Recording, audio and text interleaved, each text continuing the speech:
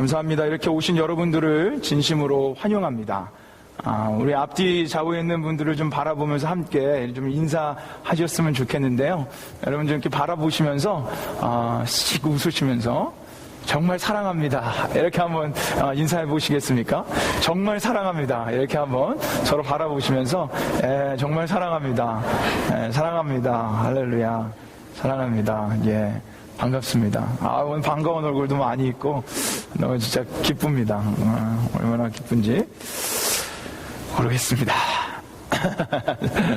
예, 저기서 뭐 하트를 그리고 난리 나셨는데 사랑합니다. 여러분, 제가 질문을 하나 드리면서 오늘 설교의 화두를 좀 열까 합니다. 여러분 한번 잘 생각해 보세요. 여러분, 복음하면 무엇이 떠오르십니까? 복음. 그럼 예수님 이렇게 나오셨는데. 복음하면 제일 먼저 떠오르고 생각나는 거. 아마 우리가 복음하면 가장 먼저 떠오르는 게 예수 그리스도일 겁니다. 복음의 주체 되신 예수 그리스도. 그리고 이제 더 나아가서 복음하면 그분의 사랑이 떠오를 거예요. 지난주에 우리가 나눴던 그 놀라운 사랑, 우리가 연약할 때부터 우리를 죽으신 그 놀라운 사랑이 아마 그 복음하면 떠오를 겁니다. 이것들이 다 복음을 수식해주고 있습니다. 이게 다 복음의 내용입니다. 그런데 이게 복음의 전부일까요? 복음이 그냥 예수 그리스도의 사랑, 이것만을 내포하고 있을까요? 제가 실은 누누이 여러분에게 몇 번씩 제가 설교를 했고요. 우리 성경 공부 때도 몇 번씩 이 복음에 대해서 나눴어요. 혹시 여러분 기억이 나십니까?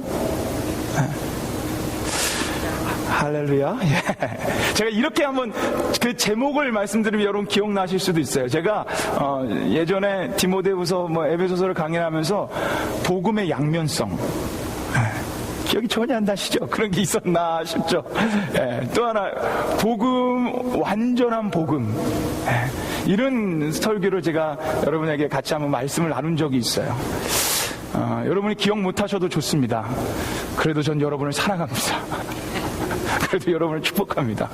그리고 여러분이 기억 못해 주셔야 제가 또 할 수 있는 거니까 감사합니다. 여러분, 근데 오늘은 좀 기억하셨으면 좋겠어요. 복음은요, 예수 그리스도의 사랑, 예수 그리스도를 증거합니다. 그런데 복음은 그것만 얘기하지 않습니다. 예수님의 사랑과 예수 그리스도를 증거함과 동시에 복음은요, 죄를 얘기해야 합니다. 죄. 복음은 절대로 죄 없이 선포되어질 수가 없습니다. 복음은 절대로 죄의 문제 밖에 있지 않습니다. 복음을 얘기할 때는 예수 그리스도의 사랑과 동시에 죄를 항상 같이 얘기합니다. 왠지 아십니까? 복음의 주체이신 예수님께서요, 십자가에 달려 돌아가신 이유가 바로 우리의 죄 때문에 그래요. 우리의 죄가 아니었다면요, 예수님은 십자가에 달려 돌아가시지 않으셨습니다. 죄 많은 죄인이었던 우리를 위해서 대속하신 사건이 십자가 사건이고, 그 사건으로 말미암아, 그 사랑으로 말미암아 우리가 구원함을 얻었다는 게 복음이에요. 그러기에 복음은요, 절대 죄 없이 선포되어질 수가 없습니다. 우리의 죄가 십자가로 말미암아 흰눈같이 되었다는 게 복음이에요. 오늘 말씀은요, 우리가 계속적으로 지금 몇 주 때 보고 있습니다. 우리 지난주에 이 복음의 핵심인 예수 그리스도의 사랑, 그 놀라운 사랑을 나눴어요. 그렇다면 오늘 동시에 같이 나와야 되는 죄의 문제를 좀 오늘 본문 가운데 얘기하는 것을 같이 보고자 합니다. 복음은 반드시 사랑과 죄를 같이 얘기해 줍니다. 오늘 본문도 우리에게 사랑 플러스 죄의 얘기도 해주고 있습니다.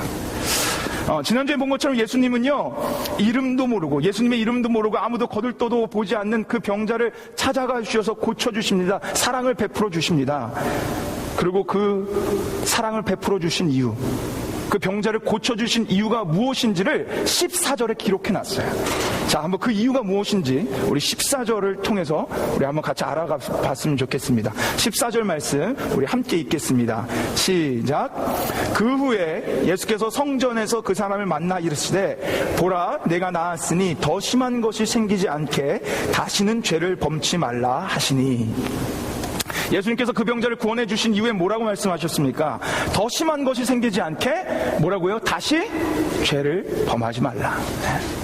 여기서 강조하고 계신 건요, 다시 죄를 범하지 말라예요.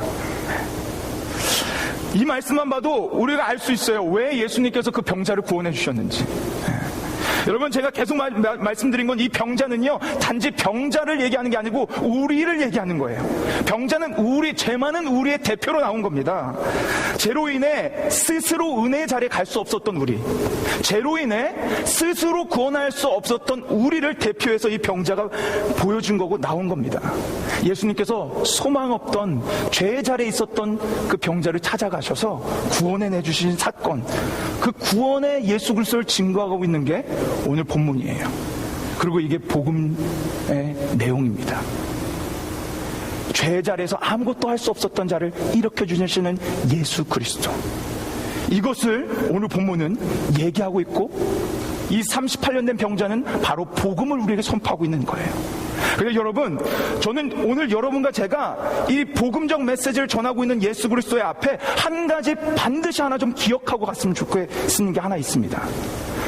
자, 14절 말씀에 그것이 숨어 있는데, 자, 14절 말씀 다음 슬라이드로 한번 다시 보여주시겠습니까? 자, 빨간 글씨를 한번 보세요. 자, 예수님께서 이 병자에게 죄를 범치 말라고 언제 말씀해 주십니까? 자, 보세요. 그 사람을 만나 이르시되 보라, 그 다음 뭐라고 얘기하시죠? 네가 나았으니. 여러분, 거기에 밑줄 치세요. 거기에 밑줄 쳐놓으셔야 되는 거예요. 자, 예수님이 다시 죄를 범하지 말라라고 말씀하시는 그때가 중요한 겁니다. 언제 말씀하셨냐면 죄의 자리에 앉아서 소망 없던 죄인에게 얘기하신 게 아니에요. 죄의 자리에서 건져내셔서 그 후에 다시는 죄를 범치 말라고 말씀하신 겁니다. 여러분, 이때가 중요해요. 여기가 중요한 메시지고요. 이것이 핵심입니다. 제가 여러분에게 좀 더 이해를 돕기 위해서 예수님께서 하신 말씀을 우리 한번 좀 같이 봤으면 좋겠는데, 바로 그 윗절 8절에서 이 병자를 일으키면서 예수님이 이렇게 말씀하셨어요. 자, 8절 말씀 우리 한번 같이 읽어보겠습니다. 같이 읽겠습니다. 시작. 예수께서 가라사대 일어나 내 자리를 들고 걸어가라 하시니. 예수님께서요, 먼저 누워있던 병자에게 일어나라고 말씀하십니다. 여러분, 성경은요, 특별히 신약 성경에서 일어나라 라는 단어는요, 절대로 육체적으로 그냥 앉았다 일어나는 것을 의미하지 않습니다. 여기서 일어나라는 헬라어 단어가 에게이로인데요, 이 에게이로라는 단어를 쓸 때마다 죽은 자가 일어납니다. 마가복음 5장에 예수님께서 죽은 야이로의 딸을 살리는 장면이 있어요. 그게 거기 여러분이 잘 알고 있는 달리다 굼 소녀야 일어나라 라는 말씀이 나오는데, 그 일어나라가 바로 에게이로예요. 죽은 자를 일으킬 때 일어나라고 말씀하십니다. 죽은 나사로를 일으킬 때 일어나라 에게이로라는 말씀을 쓰십니다. 서신서에서 곳곳에 무덤에서 죽은 자가 일어난다라고 표현하고 있을 때 다 에게이로를 사용합니다. 일어나라는 그냥 물리적인 일어나람이 아니라 죽은 우리, 죄 때문에 죽은 우리를 일으키실 때 사용하는 게 일어나라예요. 지금 예수님은요, 그 구원자 예수 그리스도를 지금 드러내고 있는 거예요. 일어나라. 그 다음에 하신 말씀이 뭐라고 하는지 한번 보십시오. 자, 죽은 자, 그렇게 죄로 죽은 자를 일으켜 주십니다. 일으켜 주신 후에 그냥 끝내지 않아요. 분명히 연이어 말씀하시는 게 있습니다. 뭐라고 말씀하시죠? 뭐를 들고 가라고요? 자리를 들고 가라. 거기에요, 여러분, 동그라미 쳐놓으세요. 내 자리를 들고 가라. 아주 중요한 의미가 있습니다. 예수님 수많은 신약 성경에 복음서에 일어나라라는 말씀 많이 하셨어요. 일어나 걸어라, 일어나라, 일어나라. 그런데 여기는 그냥 일어나라고 하지 않고 내 자리를 들고 일어나 걸으라고 말씀하셨습니다. 왜 그러셨을까요? 왜 자리를 들으라 그러셨을까요? 자리는 이 병자의 상징이기 때문에 그래요. 여러분 38년 동안 중풍병자예요. 아무것도 할 수 없어요. 휠체어가 있었던 것도 아니에요. 이 자리가 있어야지만 평생 누워 사는 그 병자가 있을 수 있어요. 병자의 상징이 바로 자리였습니다. 여러분 한번 잘 생각해 보세요. 이 병자에게 이 자리가 필요합니까? 필요 없습니까? 지금 이 순간, 지금 이때 이 자리가 병자에게 필요해요? 필요하지 않아요? 필요하지 않습니다. 더 이상 필요하지 않습니다. 병자였을 때는 필요합니다. 거동할 수가 없으니까 누워있을 자리가 필요해요. 그러나 병자에서 고침을 받은 지금은요, 이 자리가 필요 없어요. 여러분 저는요 제일 좋아하는 스포츠가 농구예요. 지금은 축구를 좋아해서 우리 손준이 형제하고 축구를 또 많이 하고 하는데, 원래 제가 좋아하는 건 농구입니다. 그래서 제가 축구보다 농구를 더 잘해요. 그래서 학창시절에 그렇게 농구를 하다가 발목을 여러 번 다쳤어요. 근데 한 번은 너무 심하게 다쳐서 제가 발목에 기부스를 한 적이 있습니다. 기부스를 하면 어떡합니까? 목발을 짚고 사용합니다. 목발을 집어보신 분은 아시겠지만 굉장히 불편해요. 이 겨드랑이가 막 아릴 정도로 아픕니다. 이걸 짚고 다녀야 돼서 얼마나 불편한지 몰라요. 제 그 목발을 짚고 다니면서 생활할 때 그때 소원이 있었다면 빨리 이 목발을 좀 벗어나고 싶은 게 소원이었어요. 그리고 시간이 지난 후에 발목이 낫고요, 기부스를 풀른 후에 제가 제일 먼저 뭘 했는지 아십니까? 목발을 집어던졌습니다. 제가 왜 목발을 집어던졌습니까? 목발은 더 이상 저한테 필요하지 않기 때문에 그래요. 발목이 나서 목발이 없어도 전 걸어 다닐 수 있었기 때문에 그렇습니다. 여러분 이 병자가 동일한 상태예요. 38년 동안 중풍병자로 있을 때는 누워있을 자리가 필요했습니다. 그러나 이제는 그 자리가 더 이상 필요가 없습니다. 왜냐하면 이 자는 더 이상 병자가 아니기 때문에. 여러분 오늘 말씀은요 아주 재밌어요. 5절에는 이 병자를 소개하면서 뭐라고 얘기하냐면 38년 된 병자라고 소개합니다. 그런데 자리에서 일어남을 당한 이후에, 구원함을 당한 다음에 이 병자를 뭐라고 부르는지 아십니까? 자, 10절 말씀 한번 보세요. 10절 말씀 빨간 글씨를 한번 보세요. 병자라고 합니까? 병 나은 사람이라고 얘기합니다. 38년 된 병자라고 소개하다가요, 일어남을 당한 이후에는 병 나은 사람이라고 소개합니다. 그렇다면 상징이었던 자리는 더 이상 이 병자에게 필요하지 않습니다. 여러분 여기 중요한 의미가 담겨 있어요. 여러분 이게요 구원받은 우리의 정체성입니다. 여러분이 진정 예수님을 믿으신다면 우린 구원함을 받았습니다. 지난주 보았던 것처럼 그 놀라운 사랑으로요 우리를 그 죄의 자리에서 일으켜 주신 거예요. 그렇다면 이제는 우리에게 더 이상 죄의 자리는 필요 없습니다.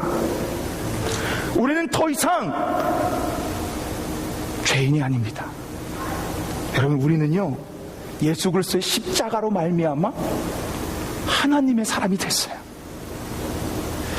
더 이상 우리를 죄인이라 부르지 않습니다. 더 이상 우리는요 죄가 우리를 주장하지 못하고요, 죄의 법 아래 우리는 있지 않습니다. 죄에서 해방된 사람이 바로 예수 그리스도를 믿는 여러분과 저일 줄 믿습니다. 여러분 그래서 로마서 6장 14절에는 뭐라고 우리에게 선포해 주는지 아십니까? 자, 로마서 6장 14절 말씀 우리 한번 같이 이 놀라운 그 주님의 선포함을 우리 같이 한번 읽었으면 좋겠어요. 자, 우리 한번 이 말씀 같이 읽겠습니다. 시작. 제가 너희를 주관치 못하리니 이는 너희가 법 아래 있지 아니하고 은혜 아래 있음이니이다. 아멘. 사랑하는 여러분, 여러분과 저는 죄의 자리에서 건져냄을 받았기 때문에 더 이상 죄의 자리에 머물지 않는 자들이에요. 그렇게 나갈 수 없었던 은혜의 자리에 이제는 거하며 사는 자들입니다. 죄가 여러분을 절대로 주장하지 못합니다. 우리 예수님의 구속하심으로 우리는요 죄인에서 의인이 된 겁니다. 전 여러분이 오늘 이 예배 자리에 나와서 반드시 이것을 깨닫고 돌아가셨으면 좋겠어요. 오늘 예수님께서 이 병에서 나은 자에게 다시 죄를 범치 말라고 한 거예요. 여러분 잘 기억하십시오. 죄인의 자리에 있던 자에게 다시 죄를 범치 말라고 말씀하신 게 아니라 그 자리에서 건져내어 그 자리도 필요 없는 이제 의인된 병에서 나은 자에게 죄를 범치 말라고 말씀하신 겁니다. 너가 이제 병자가 아니라 구원받은 자이기 때문에 앞으로는 다시는 죄를 짓지 말라고 한 거예요. 여러분, 이게 구원받은 우리의 정체성이에요. 구원받은 자에게 말씀하는 거예요. 다시는 죄를 범치 말라고. 왜냐하면 우리는 이제 더 이상 죄의 자리에 머무른 자들이 아니라 은혜 아래 거하는 자들이기 때문에. 사랑하는 여러분, 여기서 우리가 회복돼야 되는 회복, 영적 회복이 여기 있습니다. 우리의 영적 회복이 여기 있어요. 다시 죄를 범치 말라, 이것은요 죄인에게 하시는 말씀이 아니라 의인인 여러분과 저에게 하시는 말씀입니다. 여러분, 잘 생각해 보세요. 죄인에게 짓지 말라고, 다시는 죄 짓지 말라는 말이 이게 make sense입니까? 이건 말이 안 돼요. 죄인의 정체성은 뭡니까? 죄를 짓는 거예요. 근데 반대로 의인의 정체성은 뭡니까? 의롭게 사는 거예요. 죄에 민감하게 죄와 싸우며 살아가는 게 의인이에요. 예수님은 구원해낸 이후에 우리에게 죄 짓지 말라고 말씀하시는 겁니다. 그래서 로마서 6장 2절은요 우리에게 이렇게 또 선포해 주세요. 자, 이 선포의 말씀을 또 한번 우리 또 들었으면 좋겠습니다. 로마서 6장 2절 말씀, 우리 한번 같이 이 말씀도 한번 읽겠습니다. 같이 읽겠습니다. 시작. 그럴 수 없느니라 죄에 대하여 죽은 우리가 어찌 그 가운데서 살리요. 아멘. 여기서 분명히 말씀하시죠. 죄에 대해서 우리가 어떻게 됐다고요? 죽었다고 말씀하십니다. 여러분, 죄에 대해서 죽었다라는 것은요 우리가 예수 그리스도의 십자가의 보혈로 말미암아 깨끗함을 얻었다라는 거예요. 사랑하는 여러분, 예수 그리스도의 십자가의 능력은 바로 이런 겁니다. 주홍빛같이 더럽던 나의 죄를요 그분의 십자가의 보혈로 말미암아 흰 눈보다 더 깨끗하게 만드시는 거예요. 그게 십자가의 능력이에요. 그러면서 선포하는 거예요. 너는 더 이상 죄 아래 있지 않다. 죄가 너를 주관하지 않는다. 그래서 그때 하나님께서 우리를 그때서야 의인이라 칭하시는 겁니다. 우리가 잘나서 우리가 깨끗해서가 아니라 그 보혈로 말미암아 깨끗함을 입은 이후 우리를 의인이라 칭하시는 거예요. 여러분, 십자가의 능력이 얼마나 대단한지 아십니까? 여러분, 주홍빛 같은 우리의 죄를요 부분적으로 깨끗하게 하는 게 아니에요. 그 보혈이 적시는 순간, 우리가 그 보혈을 믿는 순간 우리는요 흰 눈보다 더 깨끗하게 됩니다. 사랑하는 사랑교회 성도 여러분, 오늘 종료주일이자 이제 고난주간이 시작되는 바로 이 기로에 서 있어요. 그리고 너무나 중요한 말씀 앞에 우리는 서 있습니다. 저는 오늘 여러분과 제 안에 이 영적 회복이 일어나길 소망합니다. 여러분은 더 이상 죄인이 아닙니다. 여러분에게는 죄의 자리가 필요 없습니다. 여러분은 의인이 된 자라. 예수 그리스도의 음성, 다시는 죄짓지 말라고 말씀하신 그 음성이 바로 여러분을 향한 음성입니다. 오늘 이 말씀이 회복되어 정말 의로운 삶을 살아 걸어가게 되시는 여러분과 제가 되기를 주님의 이름으로 축원합니다. 오늘 제가 좀 잠깐 제 얘기를, 부족한 저의 간증을 좀 해야 될 필요가 있습니다. 여러분, 저는요 이 정체성, 이 진리를 깨닫기 전에요 너무도 힘든 신앙생활을 했어요. 너무 힘들었어요. 예수님 믿고 교회 다니지만 제 안에는요 자유함이 없었어요. 이제 요한복음 이후에 좀 이따 볼 거지만 진리가 너희를 자유케 하리라고 하는데 전 이 말씀이 너무나 미웠어요. 왜냐하면 전 자유하지 않았거든요. 진리가 너희를 자유케 하리라, 정말 제가 여기서 욕은 못하겠고 전혀 자유하지 않는데 자유한다라고 말씀하니까 너무 힘들었어요. 전 예수 믿는 게 족쇄찬 기분이었거든요. 거기다가 죄를 범치 말래요. 그리고 제가 이렇게 신앙생활 하다가 한 가지 더 저를 족쇄를 채우는 하나 말씀을 발견했어요. 자, 히브리서 12장 4절 말씀이에요. 제가 읽어드릴게요. 자, 제가 읽어드리겠습니다. 너희가 죄와 싸우되 아직 피 흘리기까지는 대항치 아니하고. 저는 미치는 줄 알았어요. 저보고 더 싸우라는 거예요. 더 죄와 싸우되, 그러니까 한마디로 죽기까지 싸우라는 건데, 아니 언제까지 싸우라는 건지 저는 모르겠어요. 그렇지만 일단 이 말씀을 제가 알았으니까 정말 허벅지를 꼬집어가며 막 몸부림을 치며 싸웠어요. 그리고 여러분, 결과가 어떻게 됐을까요? 제가 죄에 대해서 승리했었을까요? 참 놀라운 건 뭔지 아십니까? 교회 안에 있으면서, 예수님 안에 있으면서 죄에 더 많이 넘어졌어요. 죄에 자유하지 않았어요. 더 더 죄책감에 빠져가지고 저를 더 저 나락에 빠뜨렸어요. 여러분, 왜 제가 그렇게 죄와 싸움에도 불구하고 죄에 넘어지고 죄책감에 사로잡혔는지 아십니까? 전 예수님을 믿는데 제가 아직도 죄인인 줄 알았어요. 여러분 잘 들으세요. 저는 예수님을 믿었어요. 교회에 나왔어요. 그런데 저는 아직도 제가 죄인인 줄 알았어요. 여러분 한번 잘 생각해 보세요. 여러분이 새 옷을 입었다라고 생각해 보십시오. 그것도 아주 깨끗한 흰색 새 옷. 그럼 여러분의 행동 거지는 어떻게 됩니까? 다 조심조심하고 조금이라도 튀길까봐 막 안절부절 못하죠. 근데 반대로 헌옷을 입었다라고 생각해 보세요. 좀 더럽고 뭐 묻어도 티 안 나는 것. 그러면 그냥 막 생활하시죠. 제 와이프가요 굉장히 깔끔한 성격을 가지고 있습니다. 그래서 제가 하나 데이트하면서 힘들었던 건 공원에 가서 공원 벤치에 앉으려고 해도 꼭 거기를 닦아줬어야 돼요. 닦아주든지 수건을 깔아주든지 그래야 앉았습니다. 굉장히 깔끔떠는 깔끔한 굉장히 깔끔한 아내를 줬어요. 그런데 제 아내가요 좀 헌옷을 입고 좀 이렇게 뭐 묻어도 티 안 나는 옷을 입은요 공원 벤치에 그냥 앉아요. 참 놀랍지 않습니까? 그렇게 깔끔한 성격인데 그나마 옷 입어도 더러운 게 티 안 나는 옷을 입으면 공원 벤치에 그냥 앉습니다. 여러분 제가 이랬어요. 저는 제가 죄인인 줄 알았어요. 저는 제 힘으로 싸워서 제가 저를 깨끗하게 하는 줄 알았어요. 그래서 너무 힘들었어요. 죄인한테 죄 짓지 말라니까 이거는 족쇄를 차는 거랑 똑같은 거였어요. 그런 저에게 하나님께서 한 말씀으로 그 족쇄를 끊어주시더라고요. 그 말씀이 사도행전 10장 15절 말씀입니다. 전 이 말씀을 보고 이 말씀을 하나님께서 주시는 순간 저에게 자유함을 주셨어요. 그리고 오늘 이 자리에 혹시 죄 문제 때문에 그리고 아직도 예수님을 믿지만 죄인이라는 것에서 헤어나지 못하고 죄만 바라보고 있는 자들이 있다면 오늘 이 예수님의 음성, 이 하나님의 음성이 여러분의 음성으로 들리길 소망합니다. 자, 사도행전 10장 15절 말씀입니다. 이 말씀 우리 같이 읽겠습니다. 시작. 또 두 번째 소리가 있으되 하나님께서 깨끗게 하신 것을 내가 속되다 하지 말라 하더라.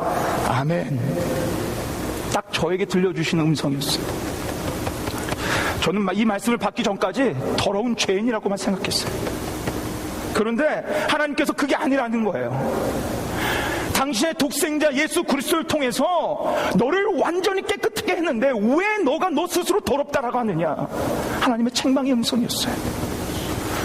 저는 이 음성을 들은 이후에 완전한 자유함을 누렸습니다. 저는 이 말씀 이후에 내가 의인 됐구나. 이제 더 이상 그 죄의 자리가 나에겐 필요 없구나. 그것을 깨닫고 그래서 의인의 삶 가운데서부터 출발하는 죄와 싸움이 있었습니다. 사랑하는 여러분, 오늘 이 시간 정말 여러분이 예수 그리스도로 말미암아 그 보혈로 말미암아 눈처럼 희게 되었다라고 선포하시는 그 우리 주님의 음성이 들리길 소망합니다. 그래서 여러분이 죄에 대해 죽은 자 됨을 분명하게 믿게 역사가 오늘 이 시간 일어나길 소망합니다. 그러면 우리에게 한 가지 해야 되는 게 있어요. 그게 뭐냐? 죄에 대한 민감입니다. 죄인이었을 때 느낄 수 없었던 일으키신 이후에 다시는 죄를 범치 말라고 말씀하시는 예수 그리스도의 음성 때문에 내가 죄에 대해 민감해져야 되는 거예요. 죄에 대한 고민이 의인으로서부터 출발되는 거예요. 죄인에서부터 출발되는 게 아니라. 여러분 죄가 무엇인지 아십니까? 죄가 그 헬라어로 하말타노예요. 그 원어적 뜻이 무엇인지 아십니까? 관역을 벗어나다예요. 관역을 벗어나다. 죄란 하나님의 말씀을 벗어난 삶을 얘기하는 거예요. 우리 가운데, 우리의 삶 가운데, 수많은 삶 가운데 하나님 말씀에 벗어난 삶들이 있지 않습니까? 분명히 미워하지 말라고 했는데 우리 안에 미워하는 마음이 있지 않습니까?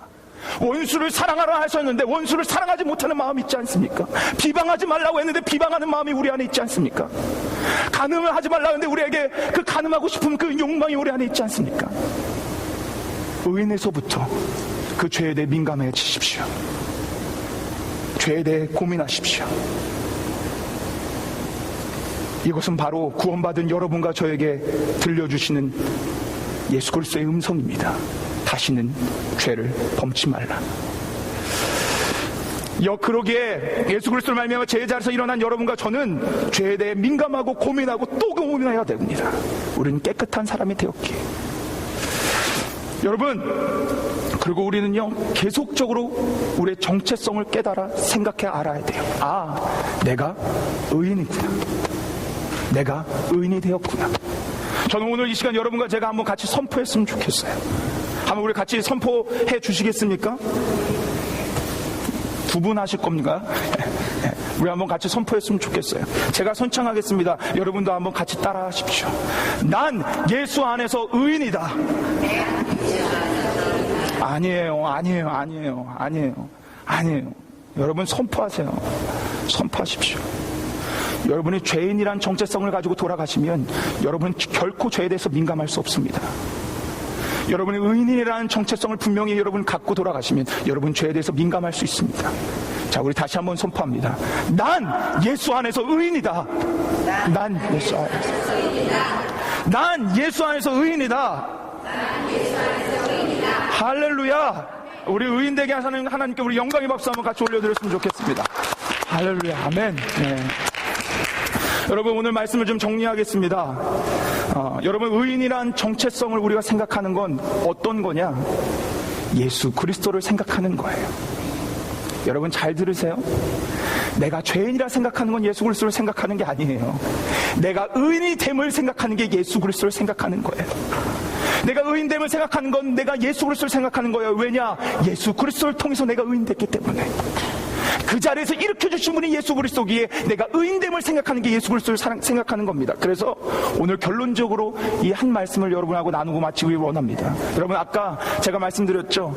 그 히브리서 12장 4절 때문에 제가 너무 힘들었다고. 그런데 하나님 안에서 이 진리를 깨닫고 말씀을 제가 계속적으로 이렇게 보다 보니까요, 이 말씀은 그런 말씀이 아니더라고요. 그 윗구절에 중요한 말씀을 우리에게 주셨어요. 자, 히브리서 12장 2절 말씀, 우리 한번 이 말씀 같이 한번 읽어보겠습니다. 함께 읽겠습니다. 시작. 믿음의 주요 또 온전케 하시는 이인 예수를 바라보자. 저는 그 앞에 있는 즐거움을 위하여 십자가를 참으사 부끄러움을 개의치 아니하시더니 하나님 보좌 우편에 앉으셨느니라. 아멘. 처음 저는 그 12장 4절 말씀을 보았을 때요, 제가 죽기까지 싸우란 말씀, 제가 싸우는 건지 알았어요. 제 힘으로. 그런데 우리의 싸움은 어떻게 하면 죄를 짓지 않을까의 싸움이 아니에요. 우리의 싸움은 어떻게 하면 예수 그리스도를 바라볼까예요. 우리의 싸움은 나를 의인 만든 예수 그리스도를 항상 바라보는 싸움이에요. 여러분, 이 싸움에서 승리하십시오. 여러분 스스로 벗어나려고 하지 마세요. 여러분, 안 돼요. 우리의 싸움은 죽으나 서나 예수 그리스도 바라보는 싸움입니다. 왜냐? 그분이 나를 일으키셨기 때문에, 그분이 나를 깨끗게 하셨기 때문에 여러분 평생 예수 그리스도를 바라보는 싸움하여 나가십시오. 그래서 승리의 싸움, 그리고 승리의 승전가를 날마다 울려 퍼지게 하는 여러분과 제가 되길 주님의 이름으로 축원합니다. 우리 시간 같이 한번 찬양하며 기도하며 선포하며 좀 나갔으면 좋겠어요. 우리 약할 때 강함 대신에 이 찬양을 하실 텐데, 오늘 이 시간 이곳에 정말 그 그리스도의 놀라운 그 우리의 회복하게 해주신 그 사랑과 그 십자가와 이 모든 것들이 하나님 앞에 올려드리는 그런 시간 됐으면 좋겠습니다. 우리 찬양 부르시면서 우리의 정말 모든 걸 다 하나님을, 그 예수 그리스도의 그 보혈의 능력을 찬양하며 나갑시다.